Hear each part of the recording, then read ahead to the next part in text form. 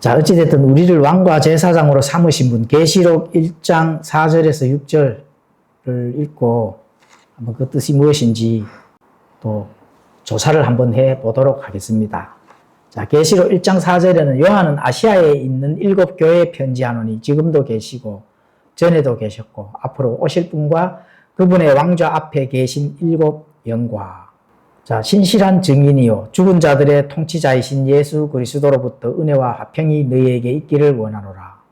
우리를 사랑하사 자신의 피로 우리 죄들에서 우리를 씻으시고 하나님 곧 자신의 아버지를 위해 우리를 왕과 제사장으로 삼으신 분께 즉 그분께 영광과 통치가 영원 무궁토록 있기를 원하노라. 예, 아멘이죠. 자, 당시 소아시아는 로마 제국에서 가장 부유한 그런 문명이 발달한 나라 중에 이제 하나입니다. 오늘날 터키 서쪽 해안 중심으로가 됩니다. 소아시아가. 그리고 에베소가 이 지역의 정치, 경제적 중심 역할을 또 했고요. 사도 요한이 유배되었던 반모섬도 바로 이 아시아 연안에서 그리 멀지 않은 곳에 위치해 있습니다. 그럼 왜 7 교회인가? 7 교회에 편지를 한다 하거든요. 왜 7 교회일까?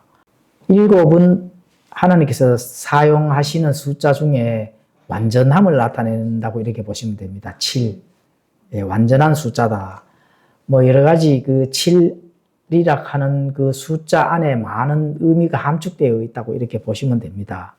자, 그러면 7 교회 중에 그 계시록에 나오는 그 7 교회, 7 교회, 에베소 교회, 서머나, 버가모, 도아디라, 사데, 빌라델비아, 라오디게아 이렇게 7 교회가 나오죠. 이 소아시아에 있는 7 교회가 되겠습니다. 그러면은 이 7 교회 외에도 교회가 있습니다. 뭐 골로새 교회, 히에라볼리 교회, 뭐 고린도 교회, 그렇죠. 여러 가지 많은 교회들이 세워졌습니다. 그러면 왜 7 교회를 세웠느냐? 7 교회가 데모판이기 때문에 그렇습니다. 전형적으로 우리가 영적인 부분, 물리적인 부분, 또 역사적인 사건을 통해서 우리가 배울 수 있는 거기 때문에 하나님께서 7 교회를 데모판으로 계시록에다 올려놓은 거거든요.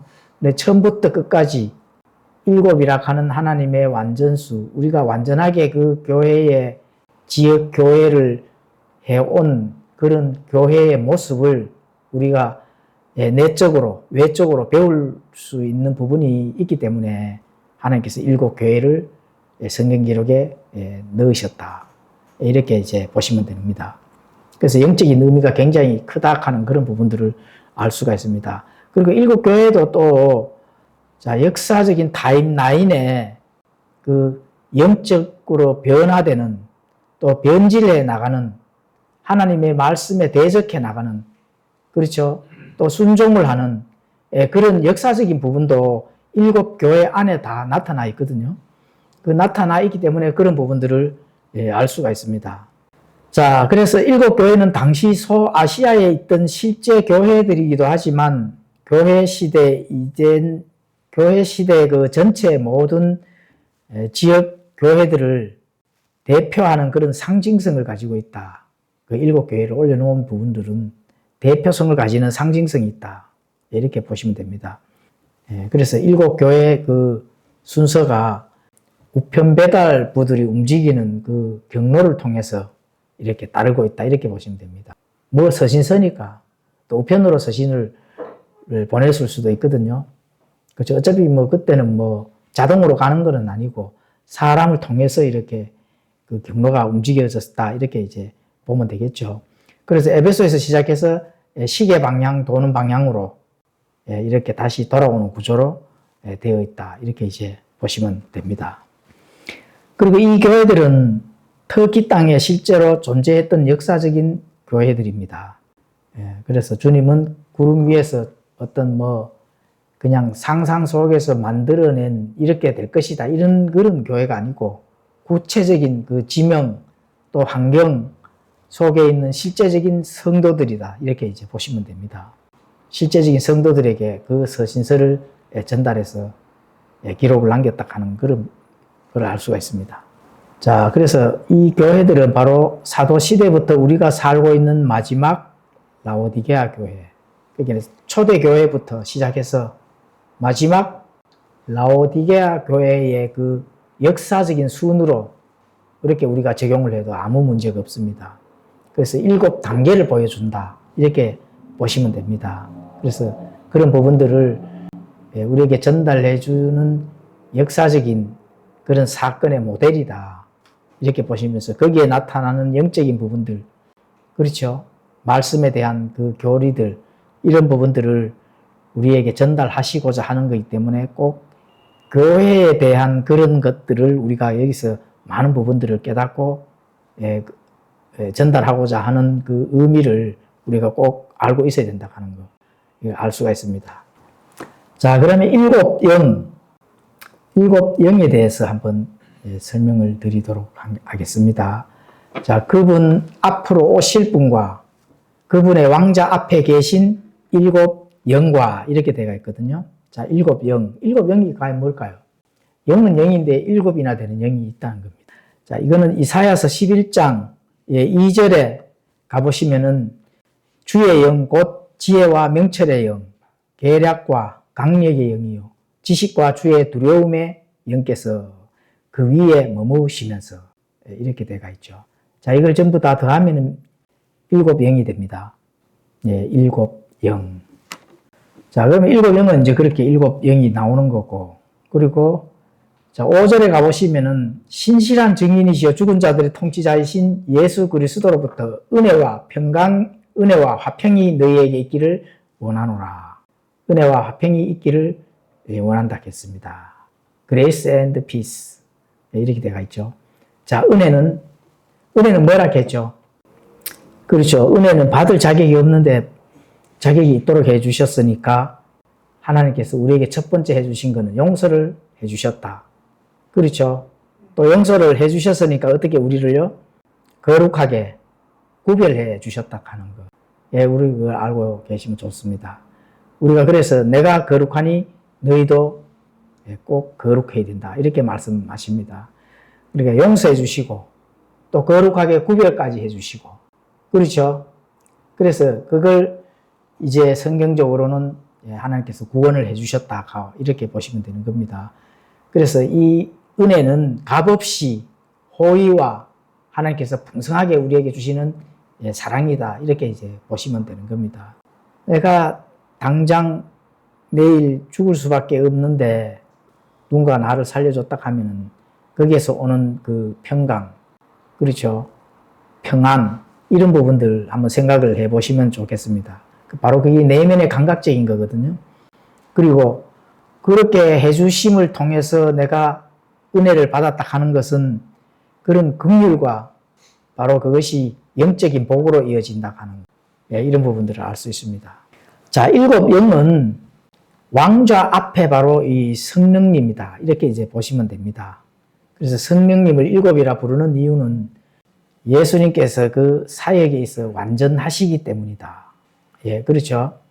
예수님의 완전한 사역, 7 영으로 이렇게 연결이 될 수가 있습니다. 그렇다면 그 7 영에 대해서 한번 살펴보도록 하겠습니다.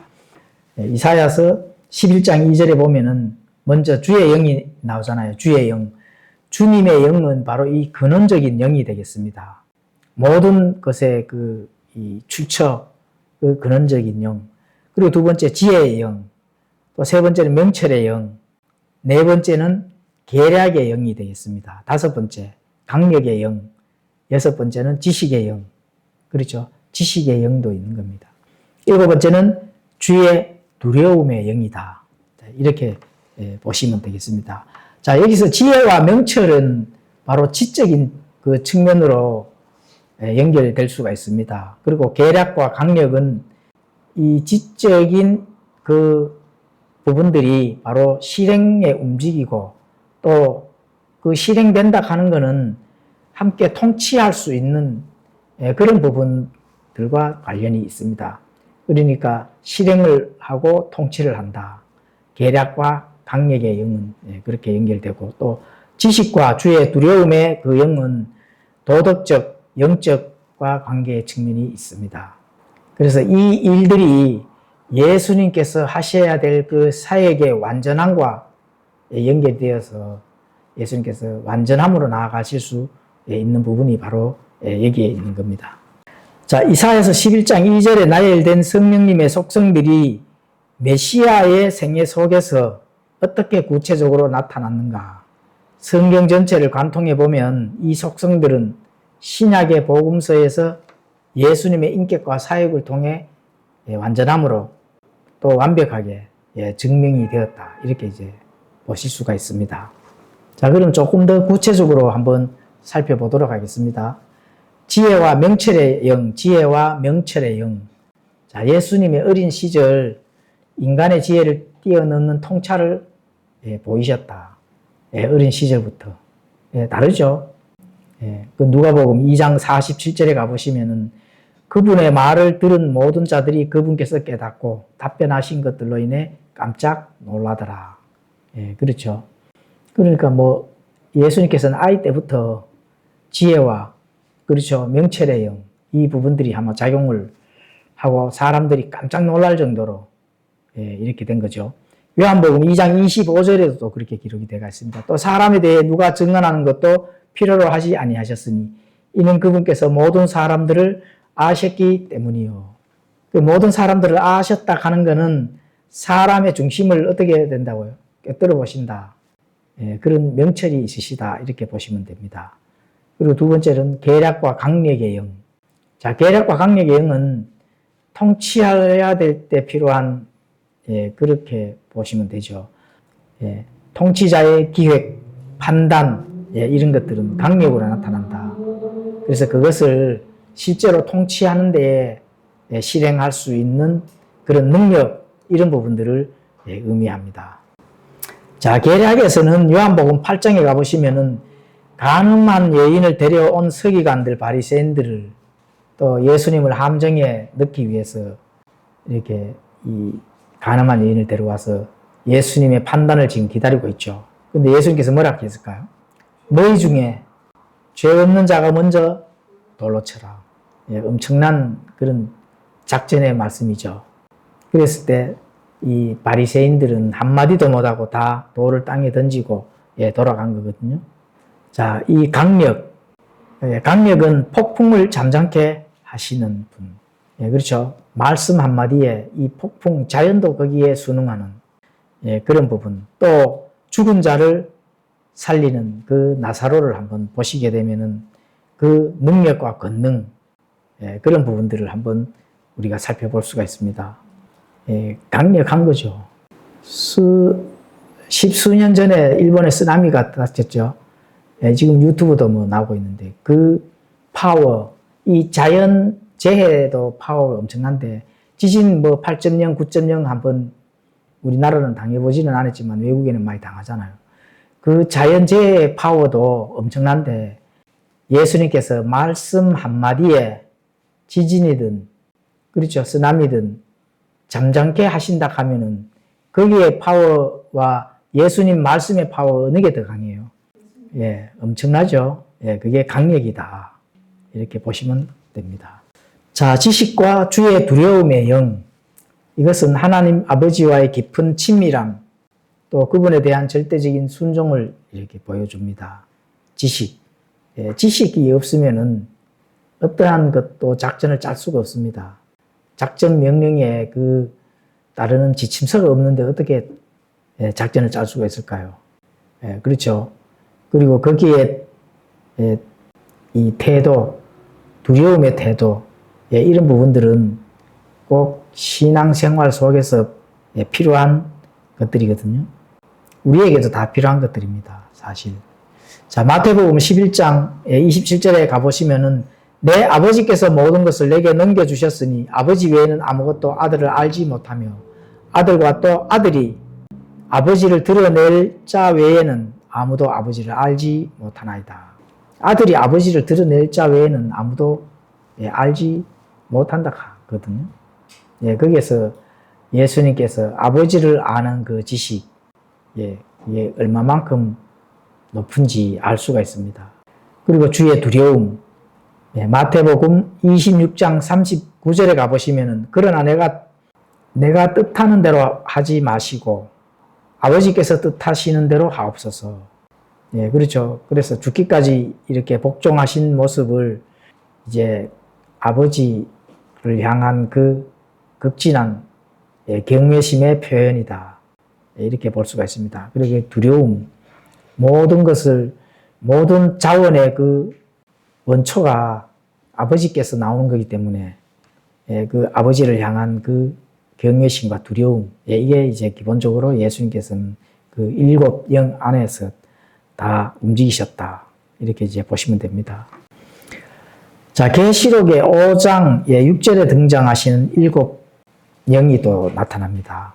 계시록 5장 6절에 가보시면은, 또 내가 보니 보라, 왕자와 내 짐승의 한가운데와 장로들의 한가운데에 전에 죽임을 당한 것 같은 어린 양께서 일곱 뿔과 일곱 눈을 가진 채 서 계시는데, 이 눈들은 온 땅 안으로 보내어진 하나님의 일곱 영이라.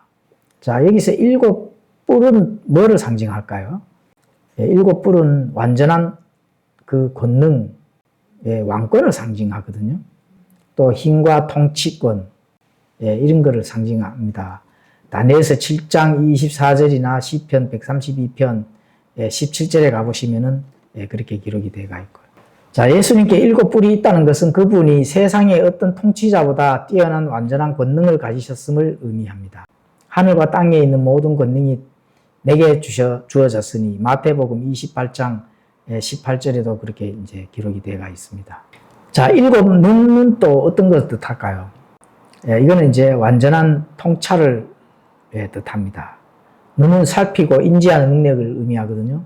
그래서 일곱이란 숫자가 붙어 이것을 완전하게 살펴본다, 이런 것을 뜻합니다.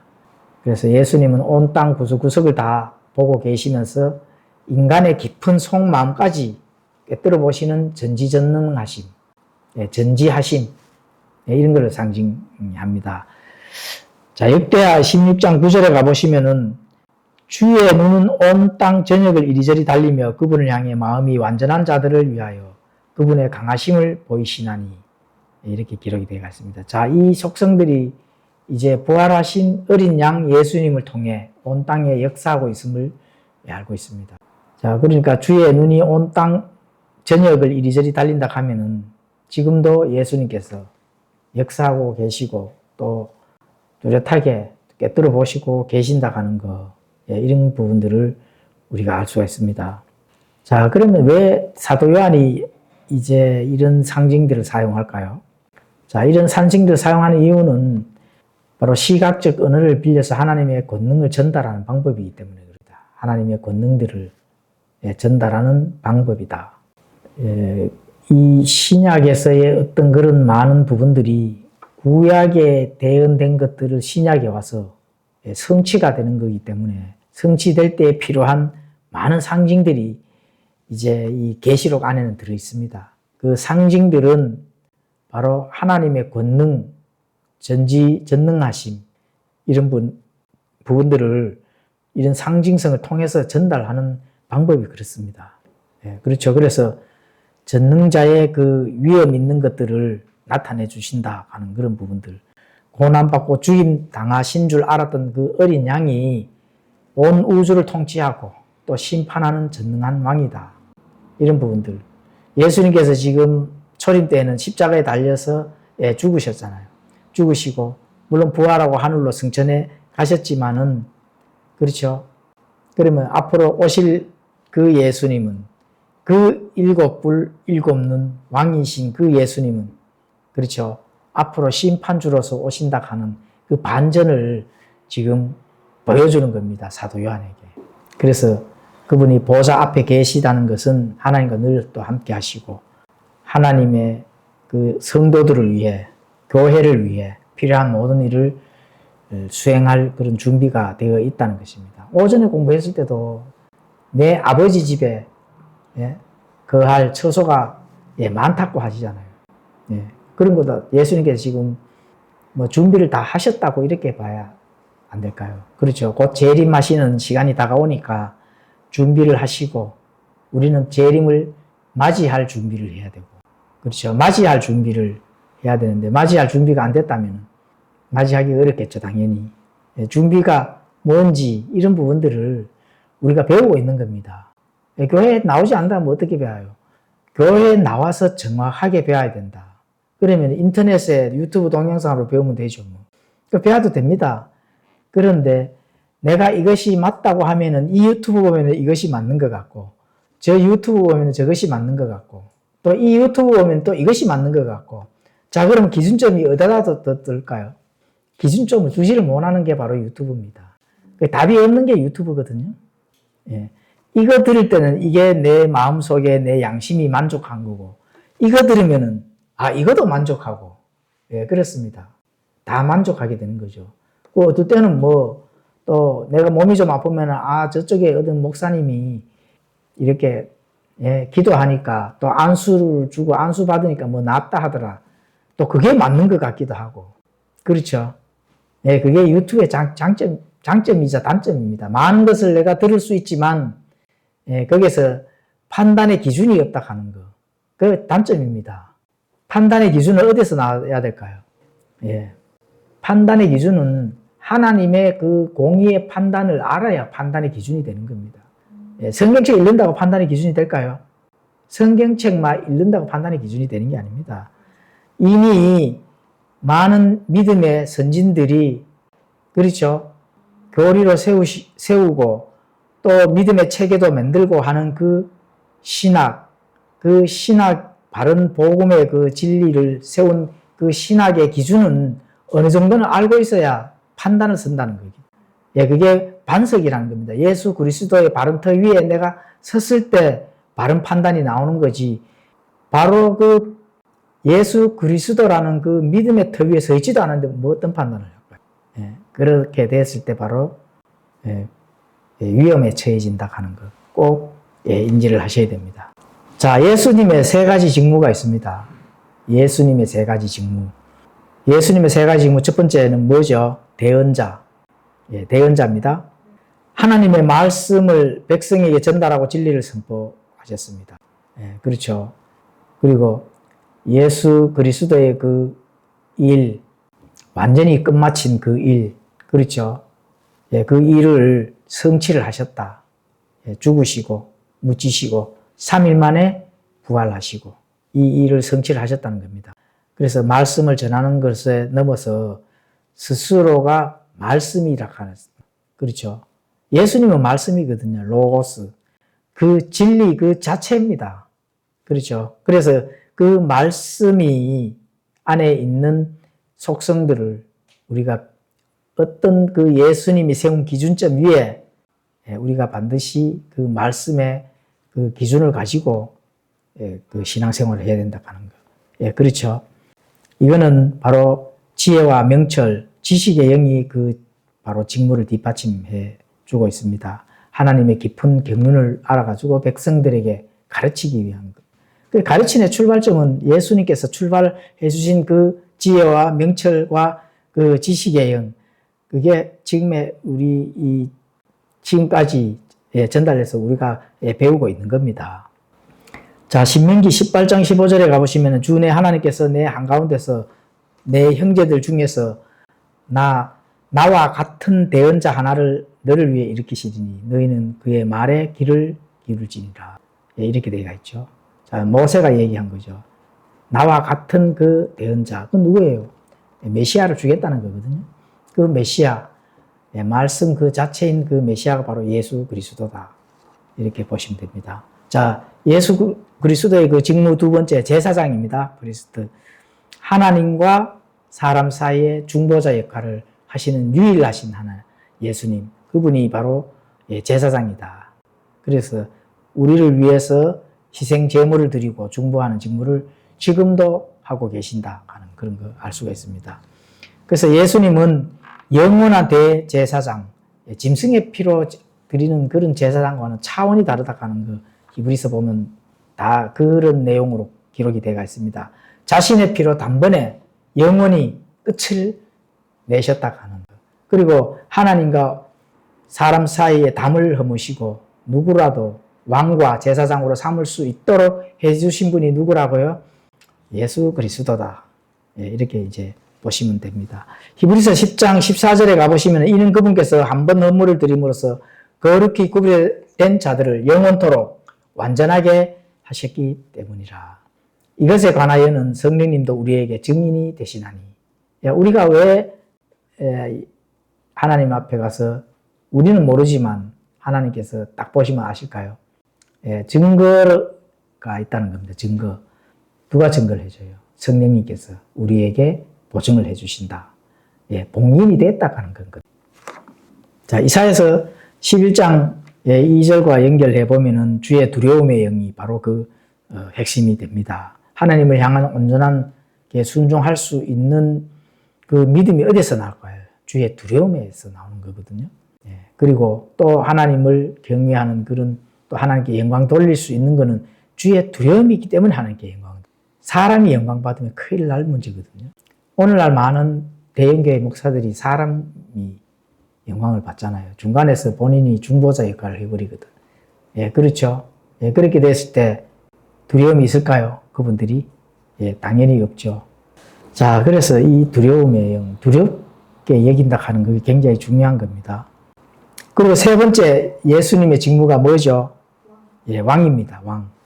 하나님의 백성을 다스리고 보호하시며 또 판단의 공의로 통치하는 직무다. 자, 예수님이 이제 부활 승천하시고 그 만왕의 왕이 되셨습니다. 장차 이 땅에 오셔서 실제로 통치를 합니다. 천년왕국 동안에 통치를 하는데 영원무궁토록 통치하는 거는 통치를 하죠.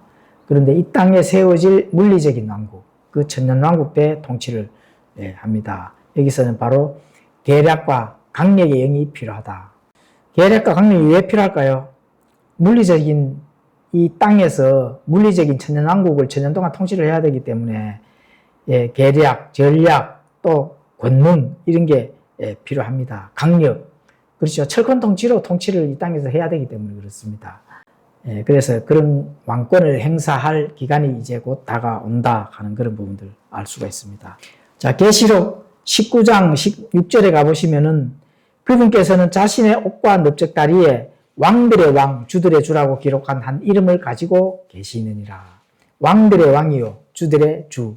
이 땅에서 오직 예수 그리스도께서 왕권을 가지고 모든 인간 제국들의 자신들이 왕이라고 하는 그 왕들을 위해서 통치를 하신다 하는 거. 그렇죠. 또 주들의 주. 이렇게 그 거룩하신 이름, 바로 주 예수 그리스도. 그렇죠. 그분이 바로 진짜 왕이라 하는 거. 이런 부분들을 성경 기록에 나타내주고 있습니다. 자, 그러면은 지금까지 우리가 배웠는 거, 그렇죠. 직무, 또 일곱 영, 배웠는데, 자, 우리하고 어떤 연결이 될까요? 우리도 그분의 속성을 배우고 그분을 닮아가야 되거든요.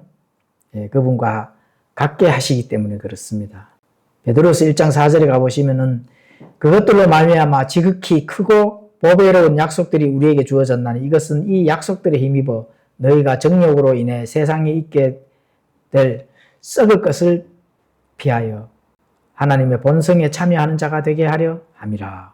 그렇죠. 그분의 속성에 우리 하나님의 본성에 참여한다 하면은 바로 일곱 영, 그렇죠. 그런 일곱 뿔, 그런 것들의 속성에 우리가 참여를 한다는 겁니다. 그렇죠. 참여한다. 요한 1서 3장 2절에 가보시면은 사랑하는 자들아 이제 우리는 하나님의 아들들이니라. 우리가 앞으로 어떻게 될지는 아직 나타나지 아니하였으나 그분께서 나타나시면 우리가 그분과 같게 될 줄 아노니 이는 우리가 그분께서 계신 그대로 볼 것이기 때문이라. 아노닉 하잖아요. 우리가 그분과 같은 본성에 참여하는, 그렇죠. 그런 걸로 안다는 겁니다. 누가 알아요? 예수님이 아는 거예요. 우리가 아는 게 아니고. 알아요? 알아요? 아는 사람 있어요? 우리가 그분과 같게 되고, 하나님의 본성에 참여하는 거 어느 정도 알아요? 그분께서 나타나시면 우리가 그분과 같게 될 줄 예수님은 알기 때문에 뭐를 삼았어요? 예? 왕과 제사장으로 삼으셨다는 거지. 뭐 얼마나 아시길래 우리는 왕과 그분과 같게 되는 거 알아요. 아니 뭐 지식적으로는 알겠지. 내면적으로 실제적으로 그걸 알아요. 예수님은 안다는 거예요. 예수님은. 예? 김치국부터 마시면 안 됩니다. 신앙생활 잘 해도 될까 말까 하는데. 예? 열심히 순종하고 열심히 해도 오늘 다르고 내일 다르는데 뭘 알아요. 그렇죠? 자, 계시록 5장 10절에 가보시면 또 우리 하나님을 위해 우리를 왕과 제사장으로 삼으셨으니 우리가 땅에서 통치하리이다 하더라. 예, 제목이 계시록 5장 10절에 계시록입니다. 그렇죠? 우리 하나님을 위해 우리를 왕과 제사장으로 삼으셨다.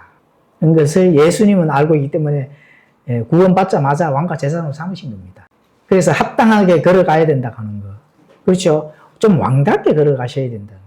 제사장 다음으로 걸어가셔야 된다. 신앙생활 하셔야 된다. 이 땅에 보이는 육신적인 물리적인 공간 안에서라도. 그래야 안 그래요? 이건 뭐 구원받은 자인지 구원받지 못한 자인지 그냥 겉모습 봐가지고는 알지 못한다 이러면 큰일 납니다.